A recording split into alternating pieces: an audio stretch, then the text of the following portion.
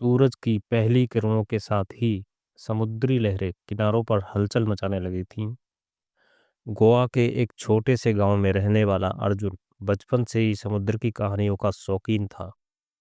उसकी दादी ने उसे बचपन में एक कहानी सुनाई थी, एक जहाज की, जो सदियों पहले समुद्र की गहराइयों में कहीं खो गया था। कहा जाता था कि वह जहाज बेकीमती खजानों से भरा हुआ था। अर्जुन ने तय कर लिया था कि वह इस रहस्य को सुलझाएगा। उसके पास एक पुराना नक्शा था जिसे उसने अपनी दादी के पुराने संदूक से पाया था। नक्शे पर समुद्र के बीच एक लाल निशान बना हुआ था। ये वही स्थान था जहां जहाज डूबा था। अर्जुन ने अपने दोस्तों कविता, रोहन और समीर को इस अभियान के बारे में बताया। सभी ने उत्साह से उसकी योजना में साथ देने का फैसला किया। उन्होंने एक छोटी सी नाव, ऑक्सीजन सिलेंडर और समुद्र की गहराई नापने वाला उपकरण जुटाए। सुबह का समय था, सूरज अपनी चमक बिखेर रहा था। अर्जुन और उसके साथी नाव पर सवार होकर नक्शे में बताए स्थान की ओर बढ़े। लहरों की गर्जना और समुद्री पक्षियों की आवाज ने माहौल को और रोमांचक बना दिया।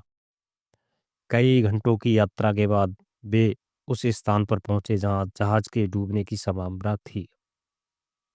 अर्जुन ने कहा, दोस्तों, अब असली परीक्षा शुरू होती है। हमें बहुत सावधानी से काम करना होगा। अर्जुन और कविता ने गोता लगाकर समुद्र की गहराई में उतरना शुरू किया। नीचे का दृश्य अविश्वसनीय था। चमकती मछलियां, रंग बिरंगे मूंगे और अजीबोगरीब समुद्री जीव उनकी आंखों के सामने थे। थोड़ी देर बाद उन्हें समुद्र की तलहटी पर कुछ धातु के टुकड़े दिखाई दिए। ये जहाज के अवशेष हो सकते हैं, अर्जुन ने संकेत दिया। वे और गहराई में गए। अचानक उन्होंने एक विशाल ढांचा देखा। ये जहाज का मलबा था। जहाज का नाम ब्लू पर्ल था, जो आधा रेत और मूंगे के बीच दबा हुआ था। अर्जुन ने जहाज के अंदर जाने का इशारा किया। वह अंधेरा और सन्नाटा था। टॉर्च की रोशनी में उन्हें लकड़ी के टूटे हुए डिब्बे और जंग लगी हुई बंदूकें मिली। लेकिन तभी कविता की नज़र एक बड़े ताले से बंद बंदूक पर पड़ी। संदूक को खोलने में उन्हें काफ़ी मेहनत करनी पड़ी। जब वह खुला तो उनकी आंखें चमक उठीं। उसमें सोने के सिक्के, हीरे और अनमोल गहने थे। लेकिन उनकी खुशी ज़्यादा देर तक नहीं टिक सकी। अचानक समुद्री धाराएं तेज हो गईं। जहाज की संरचना संरचना हिलने लगी। अर्जुन ने चिल्लाकर कहा, हमें यहाँ से तुरंत बाहर निकलना होगा।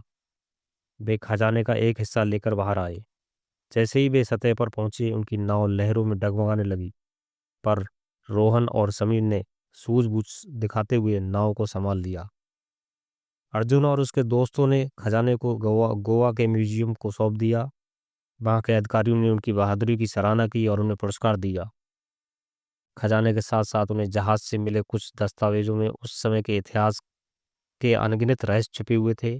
अर्जुन और उसके दोस्तों ने न सिर्फ एक रहस्य सुलझाया, बल्कि इतिहास को भी एक नई दिशा दी।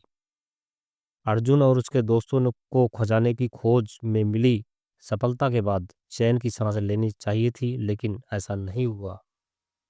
जहाज के अंदर से मिले दस्तावेजों ने उनकी जिज्ञासा को और बढ़ा दिया। दस्तावेजों में एक रहस्यमय संकेत था। समुद्र के एक और हिस्से का जहां एक ब्लैक पर्ल नाम का जहाज डूबा हुआ बताया गया था। उस दस्तावेज में लिखा था, जहां लहरें रुकती हैं और चांदनी गहराई में सोती है, वहीं है ब्लैक पर्ल की आखिरी निशानी।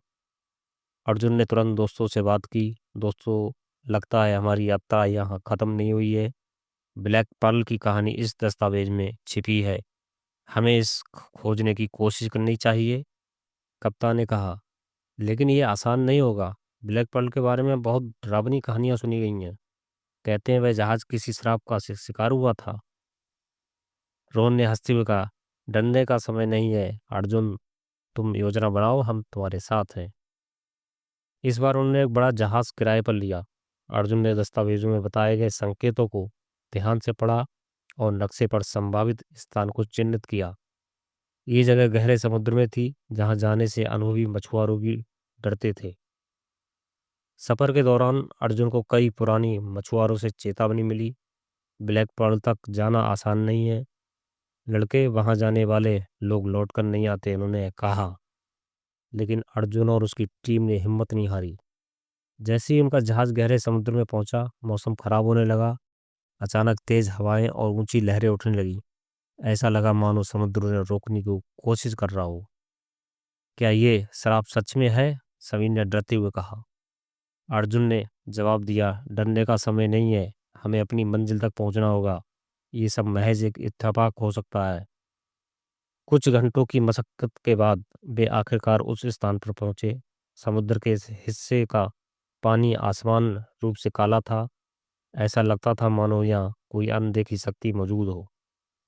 जब अर्जुन और कप्तान ने समुद्र की गहराई में गोता लगाया तो उन्होंने एक विशालकाय जहाज देखा। ये ब्लैक पर्ल था। उसकी हालत खस्ता थी, लेकिन उसकी शान और शौकत अब भी साफ झलक रही थी। जहाज के मलबे पर काई और मोगे जमे हुए थे।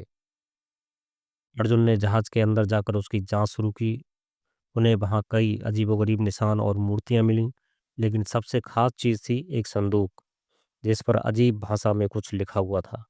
कप्तान ने उस पर ध्यान दिया और कहा, ये तो प्राचीन भाषा है, शायद इसमें कोई राज छिपा हो।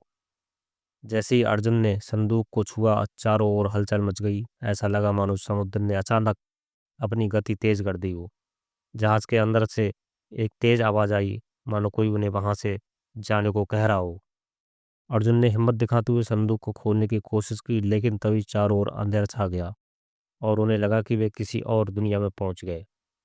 संदूक के अंदर एक काले मोती का हार था। उसके साथ एक संदेश लिखा था, जो इस हार को ले जाएगा वह अपने भाग का सामना करेगा, लेकिन इस मोती की शक्ति को समझने के लिए उसे खुद को बलिदान करना होगा। अर्जुन ने हार को उठाया, लेकिन तभी चारों ओर से पानी का बवंडर बनने लगा। ये उनके लिए एक चेतावनी थी। क्या वे इस मोती की शक्ति का उपयोग करेंगे? क्या ये मोती श्राप है या वरदान? अर्जुन और उसकी टीम जैसे तैसे जहाज से बाहर निकली, लेकिन अब उनकी यात्रा एक नए रहस्य की ओर बढ़ रही थी। काले मोती की शक्ति क्या थी और क्या इसकी जुड़ाव जुड़ाव किसी और खोई हुई रहस्य था? समुद्र की गहराई में छिपा हर रहस्य नई चुनौतियों और नई कहानियों को जन्म देता है। अर्जुन और उसकी टीम ने सिर्फ एक खोज शुरू की थी, लेकिन अब ये सफर जीवन और मृत्यु के बीच की कड़ी बन चुका था। शेष नेक्स्ट पार्ट में।